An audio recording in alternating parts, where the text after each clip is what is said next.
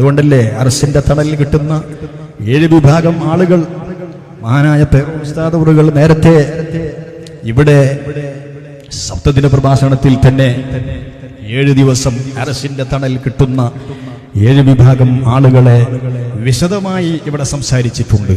അല്ലാഹു തആല അതൊക്കെ ഖബൂൽ ചെയ്യട്ടെ.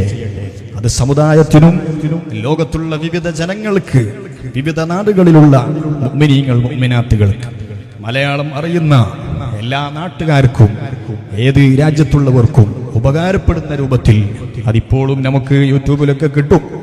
പഴയകാലത്തെ പ്രഭാഷണങ്ങൾ അതൊക്കെ നമ്മളിങ്ങനെ ഒഴിവ് കിട്ടുമ്പോൾ യൂട്യൂബുകളിൽ നമ്മൾ അനാവശ്യം കാണുന്നതിന് പകരം ഞാൻ സൂചിപ്പിക്കുകയാണ്, പഴയ കാലങ്ങളിൽ ഈ സപ്തദിനത്തിൽ നടന്ന ഉസ്താദിന്റെ പ്രഭാഷണങ്ങൾ അതിനൊരു സമയം വെച്ച്, ഒരു സമയം നിശ്ചയിച്ച് നമ്മൾ കേൾക്കുകയാണെങ്കിൽ വലിയ ഉപകാരമാകും. ഒരുപാട് അറിവുകൾ അതിലൂടെ നമുക്ക് നേടിയെടുക്കാൻ സാധിക്കും.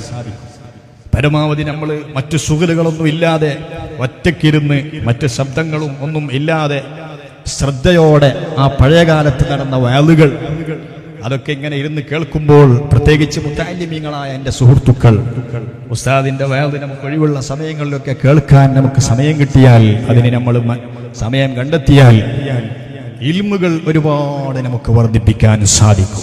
അല്ലാഹു തആല തൗഫീഖ് നൽകുമാറാകട്ടെ.